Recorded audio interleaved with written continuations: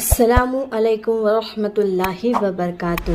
آج ہم آپ سب کے سامنے کچھ ایسی اسلامی دلچسپ معلومات پیش کرنے جا رہے ہیں جو نہ صرف ہمارے علم کو بڑھاتی ہے بلکہ ہمارے ایمان کو بھی تازہ کر دیتی ہے۔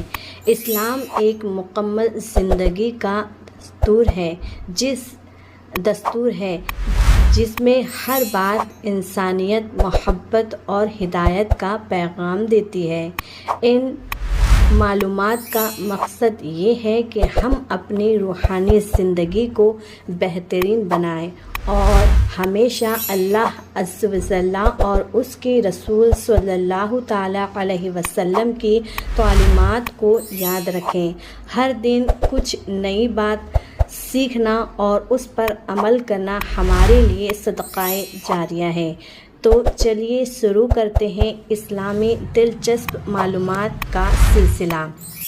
اللہ عز و جل کی ذات۔ سوال: واجب الوجود کس کو کہتے ہیں اور اس کے کیا مراد ہے؟ جواب: ذات باری تعالیٰ کو واجب الوجود کہتے ہیں اور اس سے مراد وہ ذات ہے جس کا وجود ضروری ہو۔ سوال نمبر 2: اللہ تبارک و تعالیٰ کے قدیم اور ازلی ہونے کا کیا مطلب ہے؟ جواب: اللہ تعالیٰ کے قدیم اور ازلی ہونے کا مطلب یہ ہے کہ وہ ہمیشہ سے ہے۔ سوال: اللہ تبارک و تعالیٰ کے ابدی ہونے کا کیا مراد ہے؟ جواب: اللہ تعالیٰ کے ابدی ہونے سے مراد یہ ہے کہ وہ ہمیشہ رہے گا۔ سوال: علم ذاتی کا معنی کیا ہے؟ جواب: علم ذاتی کا یہ معنی ہے کہ بے خدا کے لیے خود حاصل ہو۔ سوال: علم ذاتی کس کا خاصہ ہے؟ جواب: علم ذاتی اللہ عز و جل کا خاصہ ہے۔ سوال: اللہ عز و جل کی ذاتی صفات کون سی ہے؟ جواب: پہلا حیات، دوسرا قدرت، تیسرا سننا، چوتھا دیکھنا، پانچواں کلام، چھٹواں علم اور ساتواں ارادہ۔ یہ اللہ تعالیٰ کی ذاتی صفات ہے۔ سوال: اللہ تبارک و تعالیٰ کے قادر ہونے سے کیا مراد ہے؟ جواب: مراد یہ ہے کہ وہ ہر ممکن پر قادر ہے اور کوئی ممکن اس کی قدرت سے باہر نہیں۔ سوال: دنیا کی زندگی میں جاگتی آنکھوں سے اللہ عز و جل کا دیدار کس کے لیے خاص ہے؟ جواب: دنیا کی زندگی میں اللہ تبارک و تعالیٰ کا دیدار امام الانبیاء حضرت محمد مصطفیٰ صلی اللہ تعالیٰ علیہ وسلم کے لیے خاص ہے۔ سوال: آخر میں کسے اللہ تعالیٰ کا دیدار نصیب ہوگا؟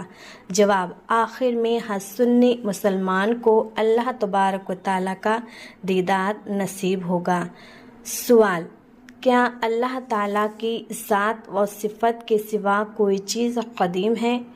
جواب: جی نہیں، بلکہ اللہ تعالیٰ کی ذات و صفات کے سوا سب چیزیں حادث ہیں، یعنی پہلے نہ تھیں پھر موجود ہوئیں۔